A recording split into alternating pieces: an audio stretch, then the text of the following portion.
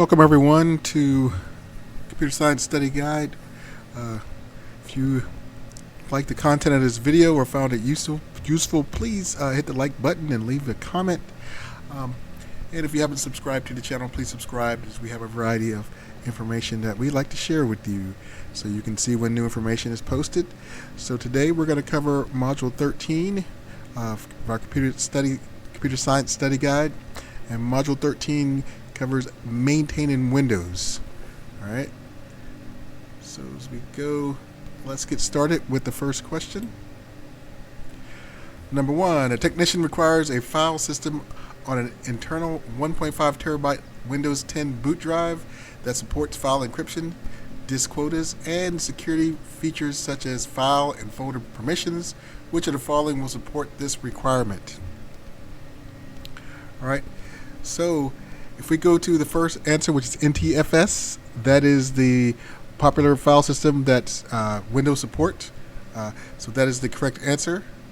If you look at the other answers, your CDFS, that's compact disk file system, that's not going to do anything but support compact disks. Your EXFAT is going to support extended or high capacity thumb drives or USB type storage devices, but not necessarily your main hard drive that supports Windows that you would put the Windows operating system on. So EXFAT would not be correct. Neither would NFS, and FAT32, same thing, only would work normally for smaller hard drives with the old Intel Pentium 486s and all that, and also some thumb drives that are lower storage capacity than several gigabytes or higher. Alright, so the correct answer for number 1 is NTFS. Alright, so let's go to number 2. Number 2 is which of the following Windows commands would delete files and directories at the destination location that no longer exists at the source location? So the first one, format /Q, that is incorrect. That would format a portion of the drive.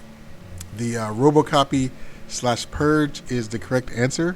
So what that robocopy stands for is robust copy, and it will also purge whatever is left over that doesn't match what you're copying.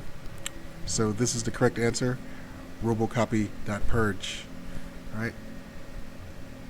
So let's go on to question 3. Which of the following must be performed prior to creating a span, striped, or mirrored volume on unallocated space in Windows?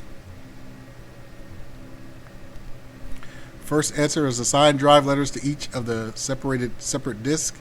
No, that would be a step, but not the first step before that. Format the space disks using the NTFS file system. That would have to be done, but not first. It would have to already be formatted, but that wouldn't allow you to use to set up the RAID arrays. Shrink each disk volume to an equal size. That's not necessary at all. It is recommended though. The last one, convert basic disk to dynamic disk. That is the correct answer. You would have to convert it to dynamic disk before you could even begin to start to have the option to create a span, striped, or mirrored volume on unallocated space in Windows. Alright, so once you convert it to dynamic disk, those options will be available. So once again, question 3, the answer is convert basic disk to dynamic disk. On to good old number 4. A user wants to make sure he can quickly restore his computer after a drive failure to the state it was in when Windows and all its apps were initially installed. Which backup type will be most useful in this scenario? So restore points will go back to the last time you saved a restore point, so it wouldn't be necessary, where you exactly wanted it. It'll be where you last backed it up, so that wouldn't be the correct. File history backup, that wouldn't make any sense. That wouldn't help you at all. System restore would do it, but it wouldn't be quickly. All right, it would take a little more time, but it would get you what you want. But the best answer here would be system image backup.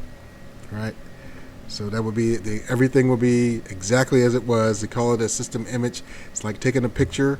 And the picture would be a picture in that point of time of everything on that computer would be exactly the same as if you can wind back the clock, so to speak. All right. So the correct answer, once again, is system image backup. Next, for question number 5, a Windows user contacted the help desk with a problem that requires the technician to connect to the remote computer using remote assistance to view a very detailed and cryptic error message on the user's desktop. Each attempt the technician makes to connect to the remote computer results in a message stating the connection was refused. Which of the following protocol and port number combinations should be opened on the remote computer's firewall to allow this connection? So we're looking at port numbers. Basically, they're asking you which port number listens and uses, or which the correct port number for remote desktop, or RDP. All right. So, and RDP is, of course, if the first answer is remote desktop protocol, it's going to be port 3389. And you know that because you're using remote desktop, you're remoting into another computer. That's why you know it's RDP. DNS stands for Dynamic Name Server. That's totally different. That matches IP address with domain names. Secure Shell is you're remoting in securely using Secure Shell on port 22, but the remote desktop, you would only be able to do certain things. If you Secure Shell into a computer, you won't have the control you would have as you would with remote desktop. And Telnet is just like Secure Shell, except it's unsecure and it uses port 23. All right. So the correct answer is RDP port 3389 for number 5. So moving on to number 6. What type of storage drive contains spinning platters? So the first answer is optical hard drive. That is not correct. There is really no such thing as an optical hard drive. An optical drive is one that plays disc, whether it's CD, DVD, ROMs, or Blu-rays. There's no hard drive that stores built. There's no case built around that. You can store media on you can store stuff on those medias, but it's not considered optical hard drive. Floppy disk drives, same thing. There's older technology, but it doesn't have spinning platters. Right? They spin whatever's inside of the actual disc itself. Those little tape-like films. Next, your solid-state drives.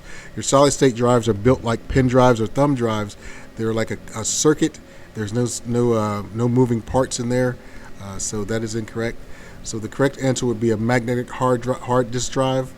Those are the ones that are in older computers and still in some in newer computers, as most computers are going to now, the solid state, because they last longer and they're more durable. So the magnetic hard disk drive is the correct answer for question 6. On to number 7. How often does Windows automatically defragment a hard drive or trim a solid state drive? So the default is basically what it's asking. You can change that to however often you want, but they're asking you basically the default is automatically set. So the first answer, the first option, once a month, that is incorrect. The correct answer is once a week. All right. So the reason for that, if you're defragging once a month, it depends on how much you use your computer, and if you're maintaining your hard drive, whether it's solid state or magnetic, once a month, you probably need to do it more frequently. So once a week would probably be right on.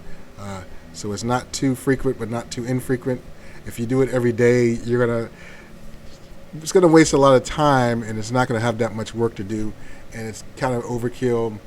Most situations, it's going to be overkill.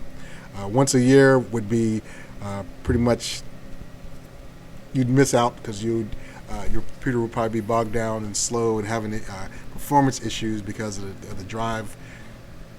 And so, when it does do it, it'll probably take a long time, and it's too much time in between. So once a week is set. But like I said, if you have a computer that you don't use that much, and when you're doing it, it's doing it once a week, and you're noticing that it's going through pretty quick and it's not taking that much time at all or whatnot, you can switch it to once a month. But the default is going to be once a week for the average user. All right. Question number 8. What command should you use to rearrange parts of files on the drive so they are contiguous? So the command, if you use format, it's going to ask you if you're sure, but it's going to erase everything on the disk and reset the file system. But it's not going to be what you want. The next command, defrag, the second one, or the second choice, that is correct.